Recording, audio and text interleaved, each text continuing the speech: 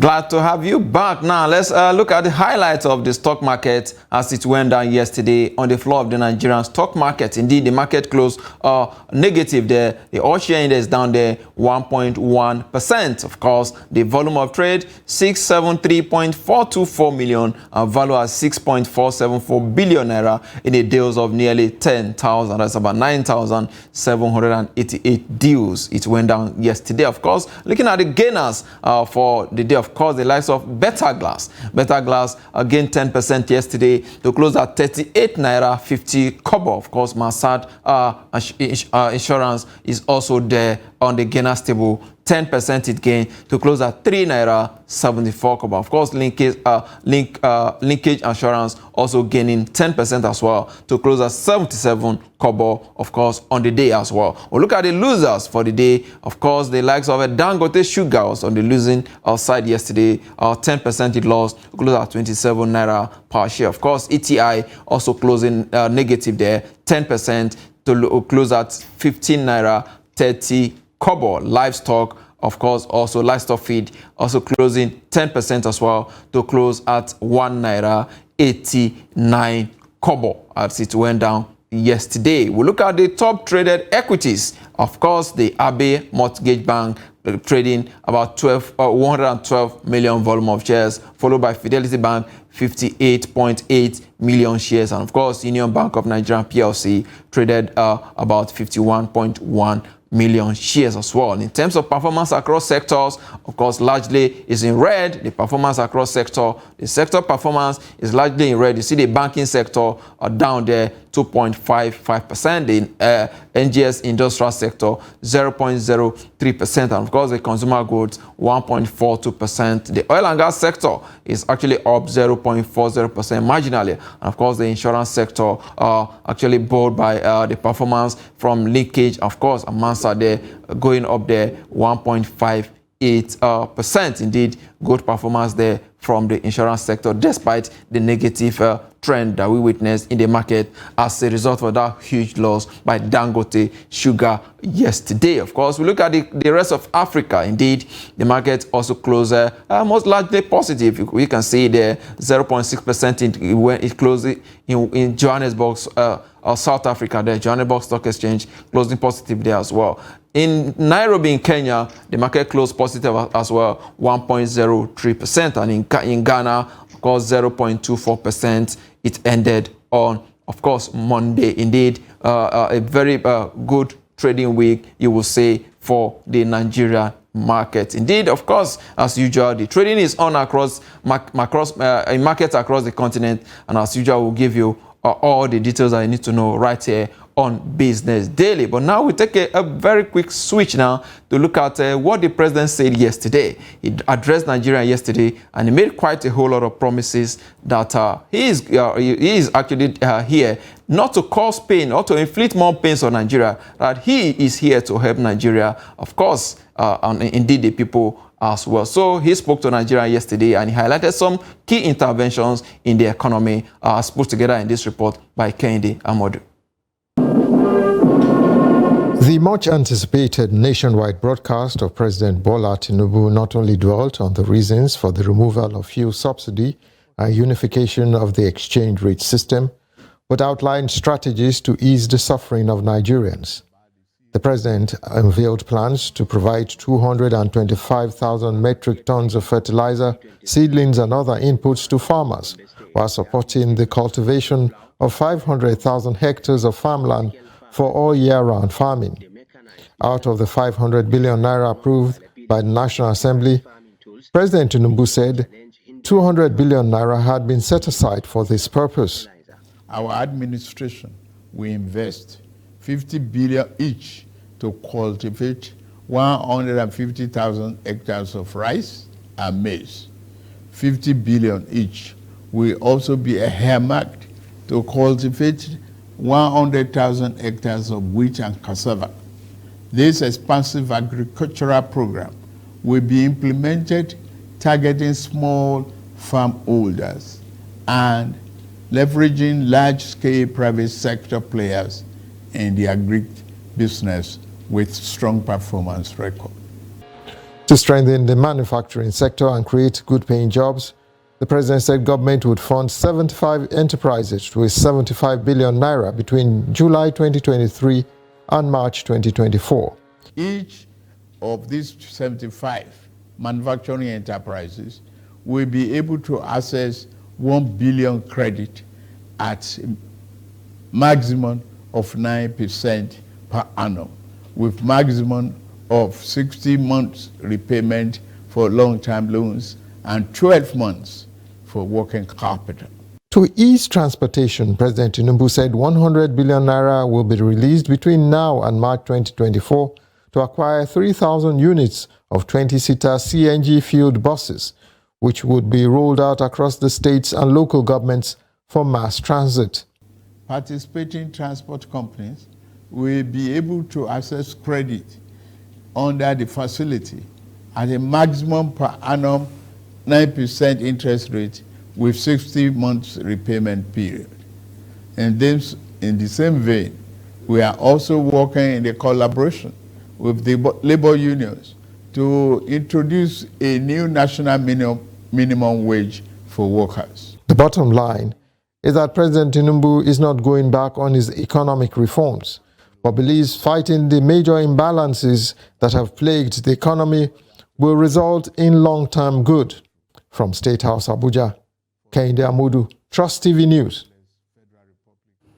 Wow, interesting submission there from Mr. President, and he did highlight the key, some of the highlights of that broadcast yesterday is the fact that the president did say that they have earmarked about 75 billion to fund enterprises at a single-digit rate. That is for manufacturing sector, and this amount will be given to about 75 scalable enterprise with enormous prospect at least 7% per annum. And many analysts have said that just 75 enterprises across Nigeria may appear so small, but again, like the president said, with a scalable enterprise with enormous prospect. So that caveat is also important that we should also look at. The president also said that the MSMEs, of course, will get about 125 billion naira support, of course, to MSMEs and, of course, the informal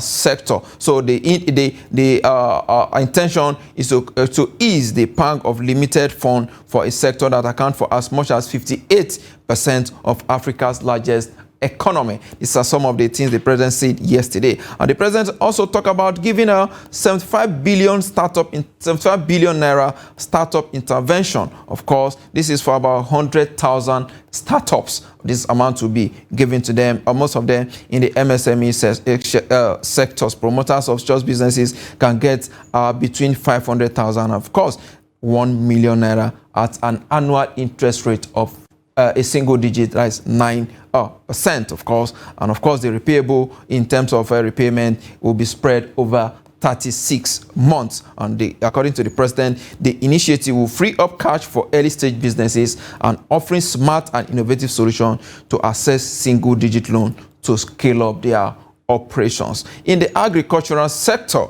the president also said that the National Assembly has already approved 500 billion for all year round of farming on about 500,000 acres of land. Of course, from the outlay, 50 billion is to be granted each for the production of rice and maize on 150,000 acres of land. Of course, wheat, cassava also get 50 billion naira each for cultivation of over 100,000 acres as well. According to the president, this is part of the broader response to the state of the emergency declared on food production this last month after food inflation hit hit 25.3% year on year in June. In the transportation sector, interesting, the area that Nigerians will want or are more concerned about, over 100 billion is actually voted there to purchase 3,020-seater buses powered by compressed natural gas for deployment in all the states of the Federation and, of course, the Federal Capital Territory. Many analysts have actually suggested on this program that instead of giving 5,000 naira handouts to Nigeria or to some household, 8,000 naira rather handouts to some household, it is indeed that it is best that the president invest that money in transportation sector. And the president, being the listening president, has actually heeded the call for Nigerians, and he has actually approved 100 billion naira to purchase buses for transportation, and all these buses will be shared to all the 36 states of the Federation. And of course, as a follow-up to that, recall Lagos State government yesterday, this slashed the cost of BRT transportation fare by 50%. So if you pay 100 naira before, now you'll be paying 50 naira. If it's 200 or in your route, you'll now be paying 100 naira. That is a part of the palliative that Lagos State government introduced yesterday. Of course, in the area of minimum wage, the president did say that, of course, the wages of civil servants will actually be reviewed in the coming month. And of course, this part, I think quite a whole lot of civil servants are interested in knowing how and when this is going to take off. But the president has promised, like he did said, he is aware that the policies, the new economic policies, is biting hard on Nigeria. But he did say that that is the only way, that he had other option, he would have taken it. But as it is right now, we just have to bite the bullet and, of course, create a prosperous economy for all of us. But again, as the Labour did say in their reaction to the speech, they say despite what all the promises made by the president yesterday, they did say that they are still going ahead with their protest that is slated for tomorrow. So we are actually waiting to see how that is going to pan out. So we're going to be discussing this on the business program today. My guest is being awaited, and of course, before then, let's look at the commodity prices as they went down yesterday. Of course, the price of onions, you can see there in Nigeria, in Bodija market down there in Ibadan, it's about 60,000 naira. If you go down to Kano in Dawan market, it's going for 30,000 naira, same 100 kg. If you go to Boko main market in Benue State, of course, it's also there at 65,000 naira. For onions, also in Plateau, that is main market, is going for 45,000 naira. While in the Gudu market in Delta State, 50,000 naira is going for. In Maltweb market in Lagos, 60,000 naira, of course, and in Nkwo Newi market in that is in Enugu State, is being sold for 45,000 naira. And down there in Umuahia main market in Abia State, of course, 100 kg is going for 68,000 naira. Quickly, we look at palm oil. Palm oil is also not left out here. In Lagos, a 25 litre is going for 20,000 naira. Same litre in Port Harcourt is 24,000 naira. In Ibadan, it's 22,000 naira. Of course, you know, where Imo State is going for 24,000 naira. And of course, in Abuja, here at the nation's capital, it's going for 25,500. Very expensive, you will say. In Benin City, that is in Edo State, it's going for 20,000 naira. Of course, indeed, these are the prices of palm oil as it is right now in Nigeria. Of course, if you look at beans, a drum of beans in my 12 market in Lagos, that is about 50 kg in Lagos, it's going for 30,000 naira. In Meduguri, Borno State, it's around 27,000 naira. And of course, it's same in Meduguri, 100 kg is going for 60,000 naira, while 50 kg is also, depending on the brand that you're buying, white beans there, 22,000 naira. 100 kg, same in Meduguri as well, for white beans is 44,000 naira. And in Mile 12 in Lagos, the white beans is going for 36,000 naira. In Bodija market in Oyo State, it's around 36,000 as well. While in Dawanu market in Kano, northwest Nigeria, it's about 35,000 naira. Same in Dawanu market, one tier there is going for 560 naira. Of course, 100 kg at Igbudu market in Delta State is for 36,000 naira. While white beans, one pint there at Igbudu market is around 1,000 naira. Indeed, these are the prices of commodity as we have them right now. Of course, if you go to Gombe main market, that's in Gombe State, it's going for 36,000 naira. While one model there, same in Gombe, it's around 250 naira. Of course, in Umuahia main market, it's around 35,700. While one paint rubber, same in Umuahia market, is 1,050 naira. 50 kg in Ibadan is 40,000 naira. While same 50 kg in Meduguri, Borno State, is around 28,000 naira for Oloyi beans. Some people call it the sweet beans. At same 100 kg of that same bean in Meduguri is 75,000 naira. Indeed, these are the prices of beans as we have them right now. Quickly, we go on a very short break. When we come back, the program continue.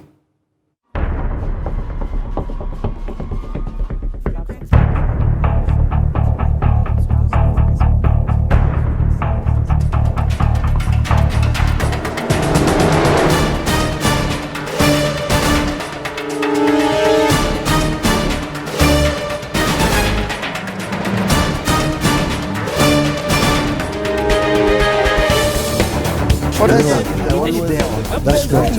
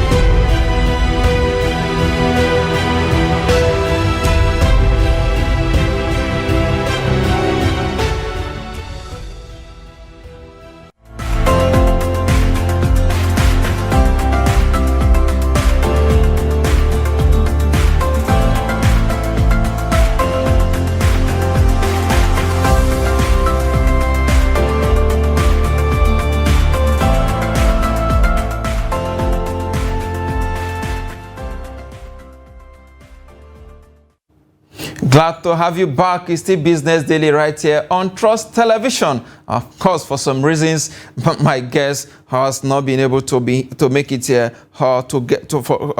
to have a discussion with him with regards to the president's speech yesterday. But the program will continue. Of course, we'll look at the reaction that we are getting from the president's speech yesterday. Quite a lot of reaction there, especially from Nigerians who are on social media. Some of them are impressed. Some are indeed not really impressed by the president's speech yesterday. Some see it as just the usual promises that the government or the leaders usually make to their followers, and this is as a result of maybe what some people call a distrust between the government and, of course, the people. People think that the president did not mention some of the key things that the people want to hear. What about the cost of governance that is so high in Nigeria? Don't forget, recently, the sum of about 70 billion naira was approved for members of the National Assembly. Of course, out of that, in addition to that, 40 billion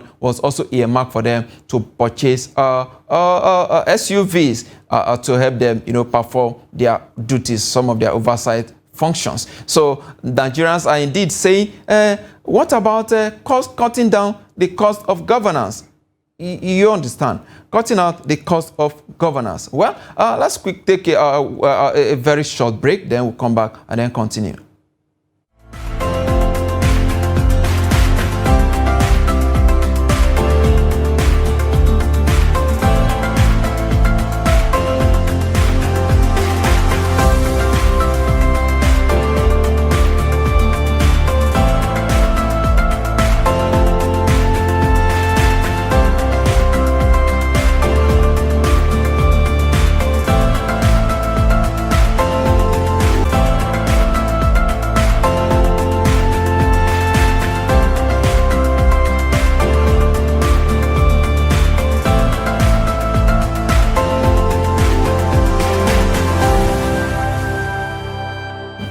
Okay, glad to have you back. My guest is right here now. Dr. Tefa Abraham is an economist. Let's quickly get your reaction to the president's speech yesterday.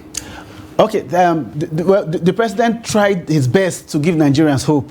And genuinely, we can see that he was really sorry for the gap that happened as a result of fuel subsidy is gone. In other words, making that pronouncement without accompanying it with an appropriate plan. He apologized for that, and at least that has the capacity of calming the markets. However, the effect is on people's lives. It's on livelihood. It's on people's welfare. These things cannot be rolled back overnight. You can already see that in some states like Adamawa, you can already see that people are already reacting and then trying to show their displeasure. Even for that, the president also tried to calm the nerves of people. Labour has been planning for their strike and industrial action. And for Labour and TUC and resident doctors, they don't just plan strikes overnight. They give warning signals, early warning signals, they extend, and then almost at that point where you are about to say, on your mark, get set, go, the president's speech was calming them not to protest. So you can see that they want to see something concrete on the table before they say they won't back on strike anymore. So all the palliatives, it's high time the president accompanies this thing. However, it is not likely that anything will be on table anytime soon, until there are ministers appointed and then they begin work, because ministries are the ones that implement president's policy and not just president's statement directly implementing itself. Indeed, the Labour, despite the president's